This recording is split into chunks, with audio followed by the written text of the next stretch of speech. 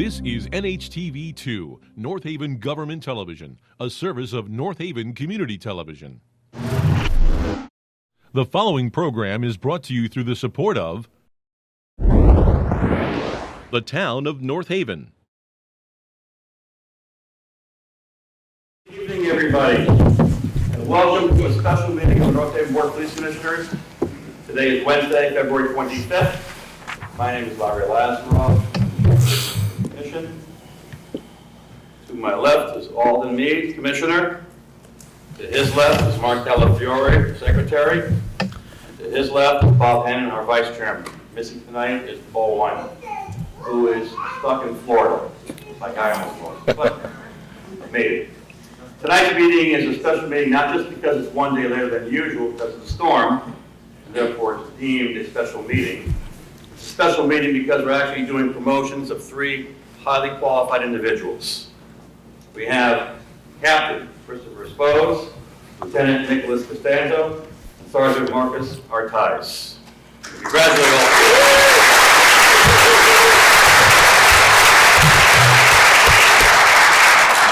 In this community, we're blessed to have very, very qualified individuals. They care, they risk their life every day, they risk not being with their families at times. It's important that we acknowledge them. We have a very deep department, and we're blessed to have it. We are one of the best departments, if not the best department in the state of Connecticut, and we're very proud to be that way. The department is as successful as it is, not just because of the quality of the individuals behind the badge, but because of the cooperation between the Board of Police Commissioners, the bosses, the chief and deputy, as well as the first selectman, Mr. Frieda. We're blessed to have this communication, this cooperation. We support you, we support the programs, we support the education, we back you 1,000%. With that, I'd like to call Mr. Frieda to step up there and say a few words.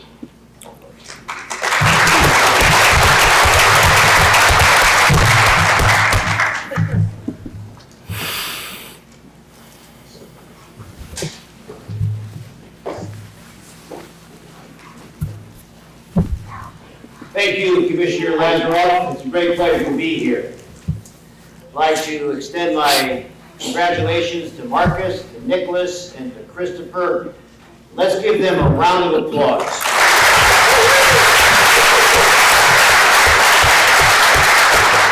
I've seen these three young men grow and move through this department, and it's wonderful to see that type of effort that they've given.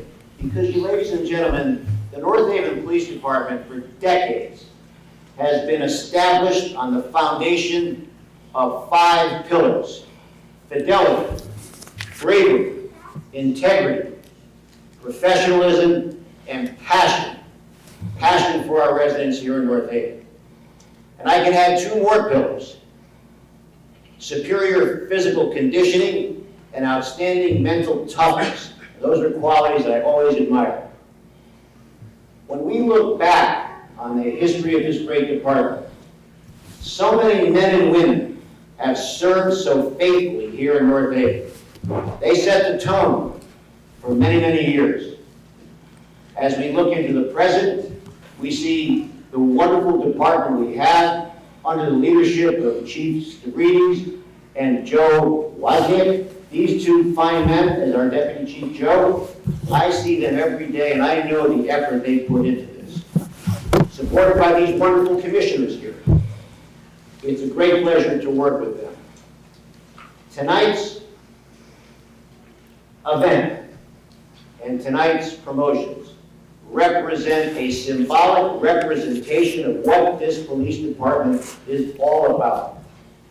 So as we look into the future, we will see continued growth in this department, continued promotions, continued success, and continued support from this government.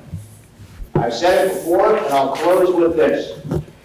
The North Haven Police Department has our residents back in the streets of North Haven. And Mike Frieda and this commission has the police department back at Town. Town Hall. Thank you very much, ladies and gentlemen.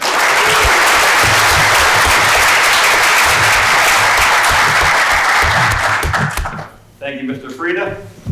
We'll get started with the promotions.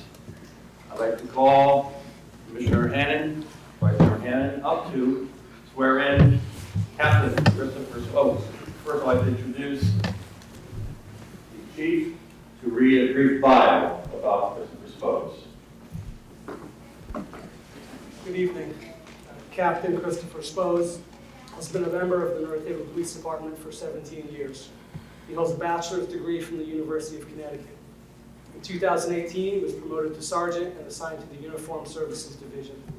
In 2022, he was promoted to lieutenant. Throughout his career, Captain Spokes has served as shift supervisor, post instructor, field training officer, and then field training program coordinator. He is also a supervisor with the South Central Connecticut Traffic Unit and recently completed the FBI Trilogy program, which focuses on supervisory command and executive level leadership. Christopher is married to his wife Tammy, and they have 2 children, Vincent and Gabriella.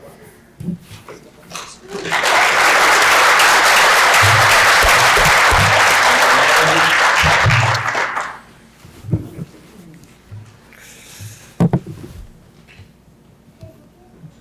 your right hand. Repeat after me. I solemnly swear that I solemnly swear that I will bear true faith and allegiance to I will bear true faith and allegiance to the United States of America the United States of America and the state of Connecticut, and the state of Connecticut, and will support the Constitution thereof. and support the Constitution thereof. I will faithfully and impartially I will faithfully and impartially discharge and perform discharge and perform all duties incumbent upon me all duties incumbent upon me as captain of the town of North Haven. as captain of the town of North Haven. I agree to obey and be bound I agree to obey and be bound by such rules and regulations by such rules and regulations as are or may be made as are or may be made from time to time from time to time established by the Board of Police Commissioners. established by the Board of Police Commissioners. So help me God. So help me God. Congratulations.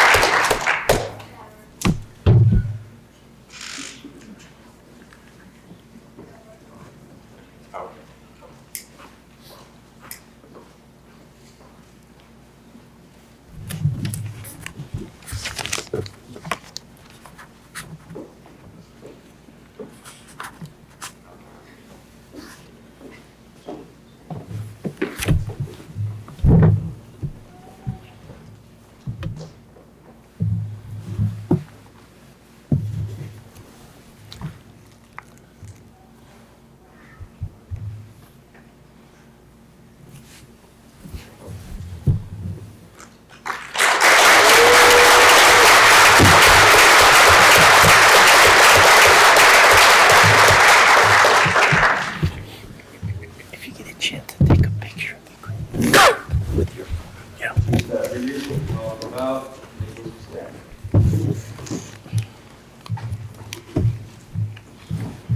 Lieutenant Nicholas Costanzo has been a member of the North Haven Police Department for 15 years and is a lifelong resident of North Haven. After attending the University of New Haven, he began his law enforcement career with the department. In 2022, he was promoted to sergeant and assigned to the Uniformed Services Division. Nicholas previously served as secretary of the police union and is currently a member of the South Central Regional SWAT team, where he serves as a trained sniper. He is married to his wife Kate, and they have 1 child, Max.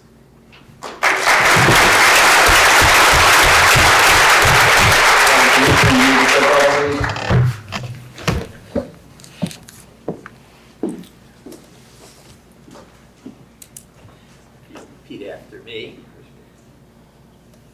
I solemnly swear that I will bear true faith and allegiance to the United States of America and the state of Connecticut, and will support the Constitution thereof.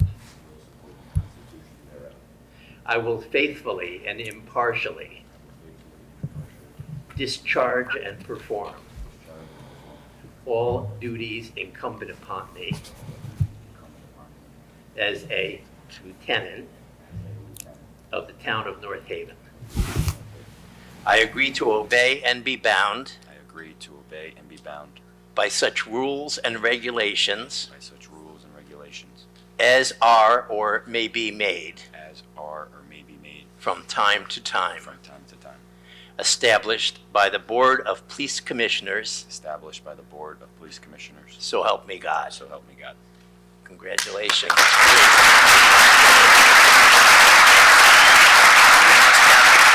Somebody's coming on the break. That's a wonderful thing.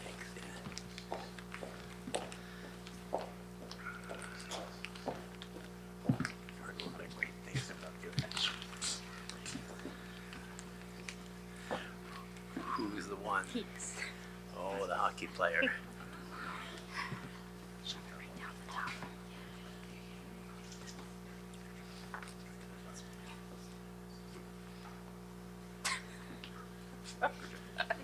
Good job. Let me hang it.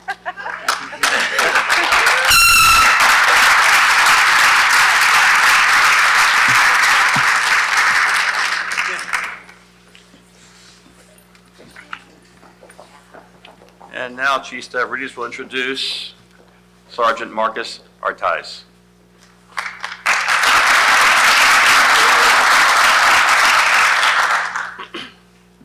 Sergeant Marcus Artais has been a member of the North Haven Police Department for the past 13 years.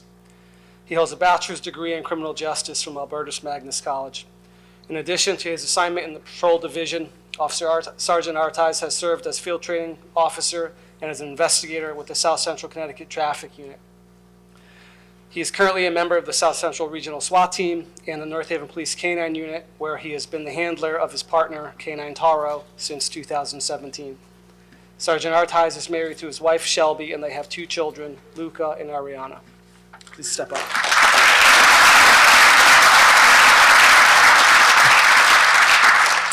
Please raise your right hand and repeat after me.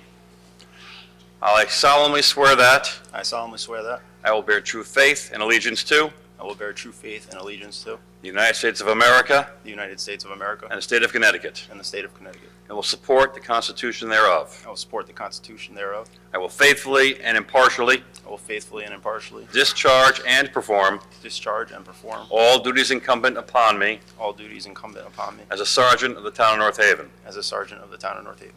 I agree to obey and be bound I agree to obey and be bound by such rules and regulations by such rules and regulations as are or may be made as are or may be made from time to time, from time to time, established by the Board of Police Commissioners, established by the Board of Police Commissioners. so help me God. So help me God. Congratulations. Thank you, sir.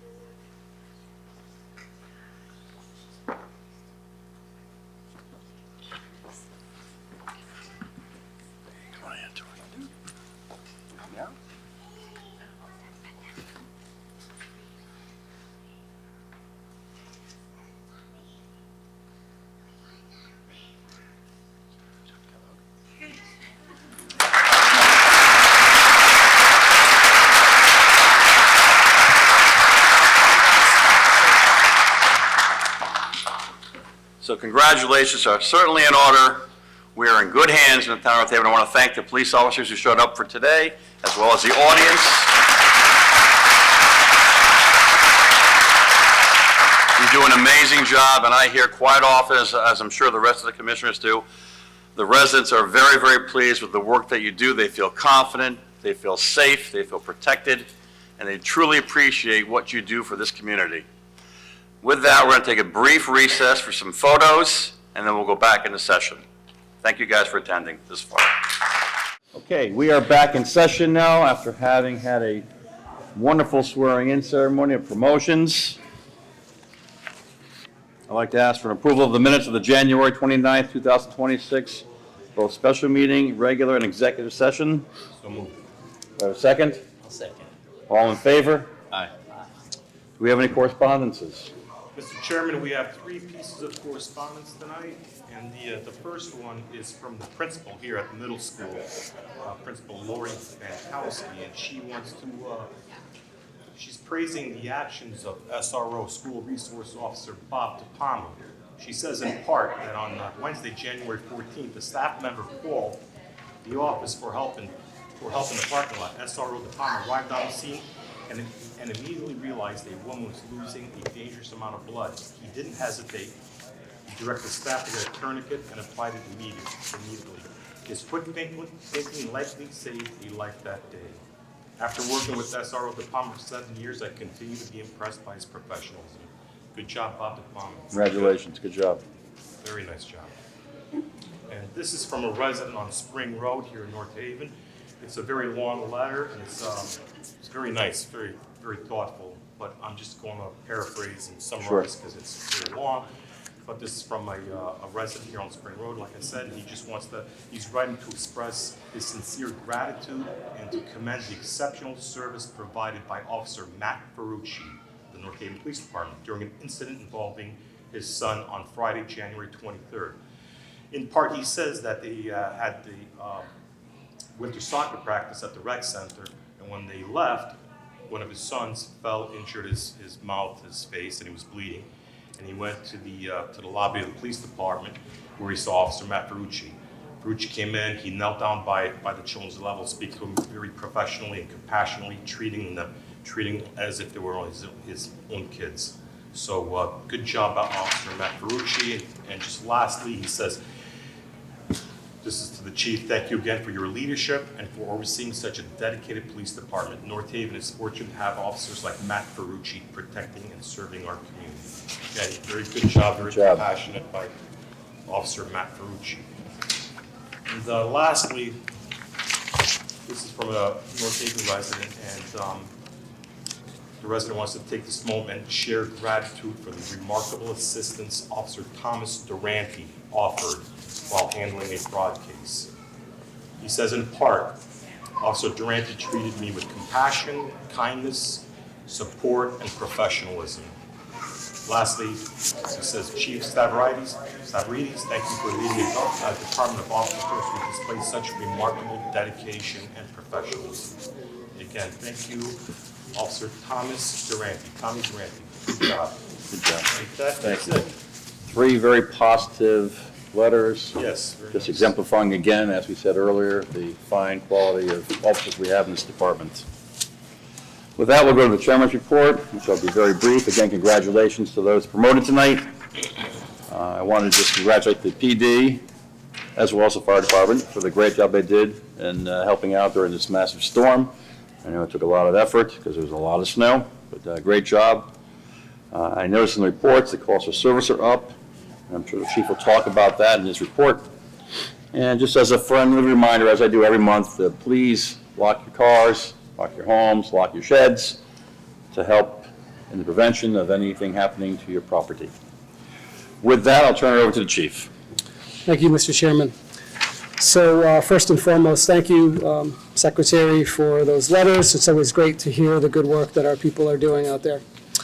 I'll start with the congratulations again to Captain Chris Spose, Lieutenant Nick Costanzo, and Sergeant Artiz on their well-earned promotions this evening. So congratulations to them and their families. I'll get into it with our budget report. So overall, as of today, so this will be a little bit more current than your packets, we are 64% expended. This puts us roughly 4% under where we would want to be at this time of year, so we're happy with that. You will see on your reports that our overtime is tracking at about 80% expended, which is higher than we want, but it's also not a surprise. There's been circumstances in staffing and with the storms that have been driving OT. The reality is we're very likely to be over on our overtime at the end of the year, but I feel confident that we will be under budget overall at the end of the year. We also have one new dispatcher that's in training. That's our 8th dispatcher. We've never been at 8. We're not there yet because they're still in training, but there is light at the end of the tunnel, so we're optimistic about that. Also, since our last meeting, we had our budget presentation. I want to thank the entire board for coming to that. It means a lot to have the support of the board. We think it was well received by the Board of Finance, but we understand that there's numerous departments in town. We're not the only one, so we know that there will be cuts to be made.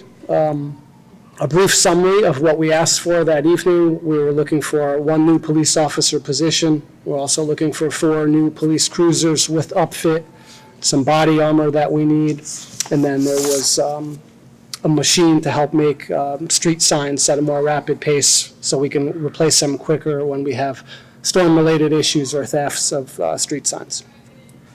Does anybody have any questions about the budget this year, present day, or about the budget proposal that we had a few weeks ago? No questions. I just wanted to compliment you on a fine job you did presenting to the Board of Finance. It was very impressive. Great Thank you. job. Thank you. Yeah, I just want to second that. Very good job, Chief, and we support you with whatever the equipment and the manpower Great. that you need. Thank you. That was so good at me for third. Yeah, fantastic. Thank you. So I'll start with our traffic division. For the month of January, they conducted 41 radar details, investigated 27 car accidents, and conducted 107 motor vehicle stops.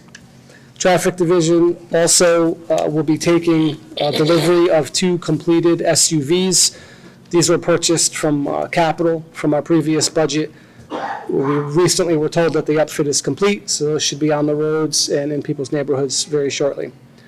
We're also preparing for the upfit of a 3rd vehicle, so that we hope will start within the next 2 weeks. And normally it's about a 2-week turnaround time, so we're hoping in about a month we'll have that 3rd vehicle able to be used. Also, if you looked in your packets, there was a request from Sergeant D. Pascal. It was brought to his attention by a Connecticut DOT rail officer supervisor for upgraded signage at the area of 110 Universal Drive. It's a private property down there, Transflow. There is general statute that discusses town's responsibility to erect and maintain signage where those railroads intersect with private crossings. So you'll see in the packet, Tony's outlined, there's existing signage already. Some of it's faded and needs to be replaced. And there's some areas where the signage isn't adequate and isn't up to what should be there according to DOT. Tony lays it out pretty well. He does a great job with this. It would be my recommendation to the board that a motion be made to adopt the recommended suggestions by Sergeant D. Pascal.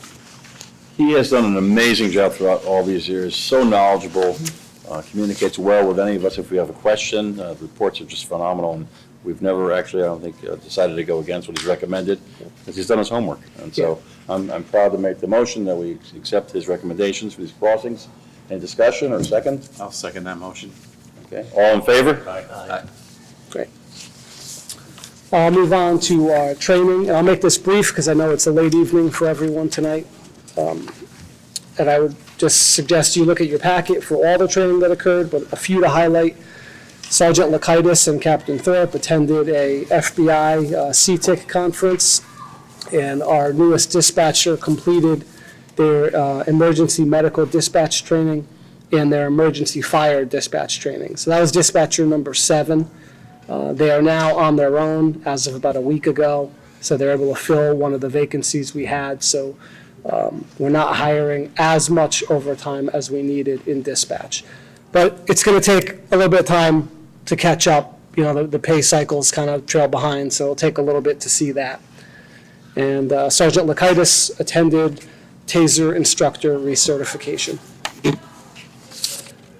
For our Uniform Services Division, I would ask you to just take a look at some of your charts. You'll see year-to-date, which obviously we're just discussing January, we were at 3,172 calls for service, and this is up compared to January of 2025. It's up, I'd say probably about 800 calls. So as we've discussed, the demand on the police department has been increasing. Yes, sir. I had one question, just out of curiosity. I see that the total calls for service and the citations both go up pretty highly. Yeah. Yet, which is great, you know, this is activity. But at the same time, it's interesting that written reports go down. Yeah, and sometimes, you know, written reports can be discretionary based on the type of, the nature of the call. More cut and dry. Yeah, it could be, yeah. I was just curious. Yep, and a lot of times, like, when a ticket is issued, a full police report isn't written when you issue someone a ticket for speeding. That So was what I saw in my head. Sure. That's what Yeah, it's a great question, though. Yeah. Yeah. Our total written reports, as was mentioned by the chairman, we're at 328 for the month of January, compared to 377 in January of '25 and 396 in January of '24. Our motor vehicle stops for the month of January, we had 447 stops. This is compared to 242 in January of 2025 and 176 in January of 2024. So when you look at January of this year, 447 stops, that's up 84% from the amount of stops in January of 2025. So these guys are out there and they're much more active. And then if you also look at the citations, we had 248 in the month of January compared to 88 in the month of January 2025, which is a 181% increase in citations. May not be great for the people who are receiving the citations, but it is a part of this job. Some people get a warning, some people get a citation. There's officer discretion involved in that, but the moral of the story here is that they are stopping more cars, they're doing enforcement when they feel that it's justified and reasonable, and we are seeing accidents go down. So we're happy to report that as well as far as the accidents go. For our total arrests, it's remained pretty steady. We had 46. The January of '25, we had 42. In January of '24, we had 43. So arrests are remaining pretty steady for the month of January. Our vehicle burglaries were at 8 for the month of January, and our vehicle theft was 5 for the month of January. Those are pretty stable with what we saw in the previous year's January. Also, under our uniform division program, we have the speed camera program, which is still coming into play. I'll probably discuss more of that at the next meeting. What I can tell you is on March 5, myself, the town attorney, and a representative from the company that's going to be equipping us with the speed camera infrastructure will be present at the Board of Selectmen meeting, where we will present the draft plan for this program. It'll be open to public comment, and then from there, the Board of Selectmen will vote if they want to adopt the plan or not. If they adopt the plan, we'll then submit it to the Department of Transportation. They have a certain window to review it and respond to us if they're going to approve it or deny it and suggest changes for resubmission. So that's in the works. My guess would be, if approved and then approved by DOT, we're looking at late summer, early fall, where this would be fully up and running. Just a question on the speed cameras. Sure. This is at the schools you're talking about, right? School zones. Yeah. school Yes. zones. Is any of that information being shared with the federal government, any other federal agencies? No. That when you capture their plate number or their information? Because I got a few calls from some residents that are concerned that, this information could be floating out there to other federal agencies or state or local agencies, but No. they're No, not. these speed cameras, we don't share any of this speed camera data with any other agencies. And what you're probably referencing is a lot of controversy with Flock and with license plate readers. And we don't have Flock. We have license plate readers. We don't have Flock. And we don't share with any out-of-state partners as far as our license plate readers go. We only share with agencies in-state. They have to provide a case number. There's an audit trail, and there's no federal agencies that can, nobody can see our data unless we approve of it. Very good. So, And just then, if you just speak to the viewing audience, what is Flock? That's, so Flock is a specific company, so they do surveillance cameras, they do license plate readers. There's a few companies out there. There's Recor and Flock. Those are like the big ones. We don't use Flock at the PD, and that's where I think a lot of the controversy was with that specific company. I think there were some default settings where it shared with everybody essentially, unless you opted out. I think maybe they changed that after a certain time. I really don't want to speak because we don't have flock, but what I can tell you is for anyone who's asking you, we only share with people within Connecticut, and you have to essentially share a product key in order to do that. So there's no one getting our data that I wouldn't know about and had approved to see our data. And it's all an audit trail. So even the people that we're allowing to see it, we can look and say, hey, John Smith from Waterbury, they ran a plate on Friday at 6 p.m. So there's no surprises. We can see everything. There's an audit trail to go back and investigate. So, Okay, very good. yeah. Appreciate it. Thank you. Thank you. Yep. I'll move on to our Investigative Services Division. And again, you'll see in your package, there's some pretty in-depth cases that they're working on. For the sake of time, I'm not going to get into all of them. 5 stolen vehicles, 4 of which have been recovered. They process those and they'll look for clues to try and come up with suspects.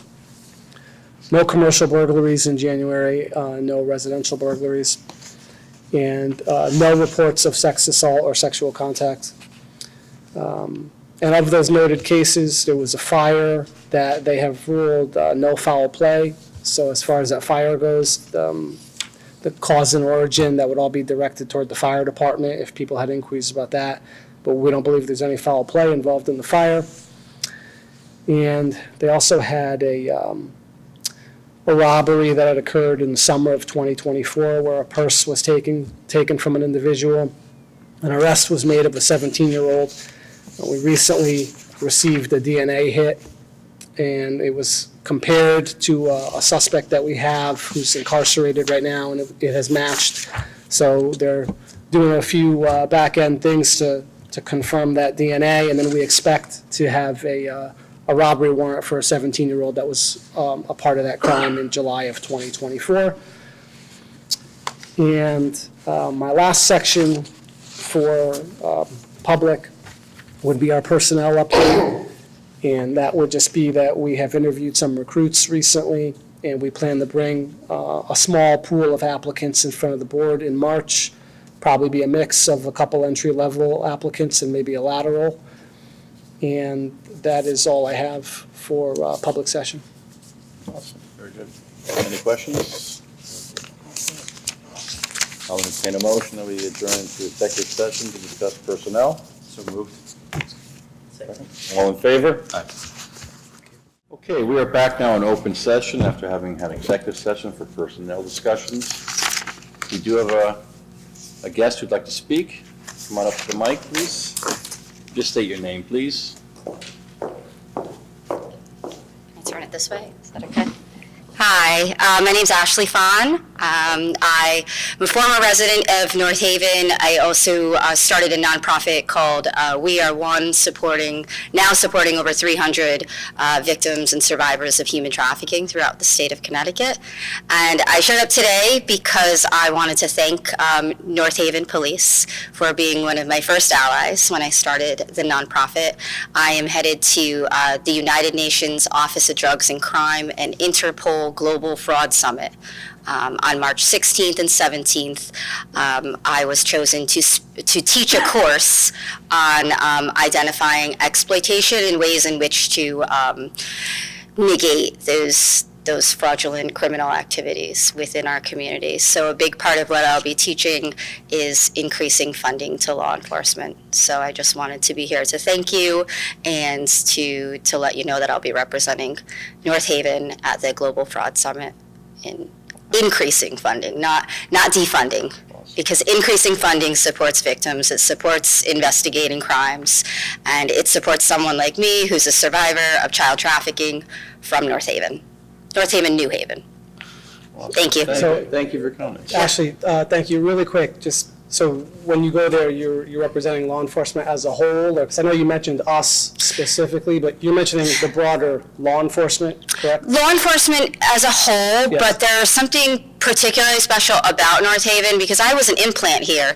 I think Bob remembers, I'm from Branford. I was raised in Branford, but actually I'm originally from North Haven. I was born into a trafficking family that found ways to fraudulently exploit regular government processes, business processes. So I was raised watching the fraud happen. And the reason why I am going to put an emphasis on how North Haven handled this, it's because he listened, spent a lot of time listening to me.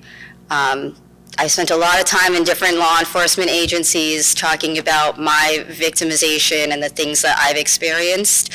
But as far as living in North Haven, it was the first time I felt like there was a collective body of people listening. Well, speaks volumes about the department like we're talking about this evening, so thank you for that very much. Thank you. And good luck. Thank you. Appreciate it. Any further discussion? Okay. I'll take a motion for adjournment. So moved. Second. All in favor? Aye. We are adjourned. Very good. Thank you. The preceding program is brought to you in part through a grant from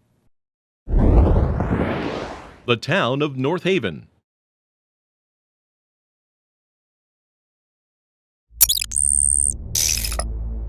Watch town meetings or other videos on demand at nhtv.com.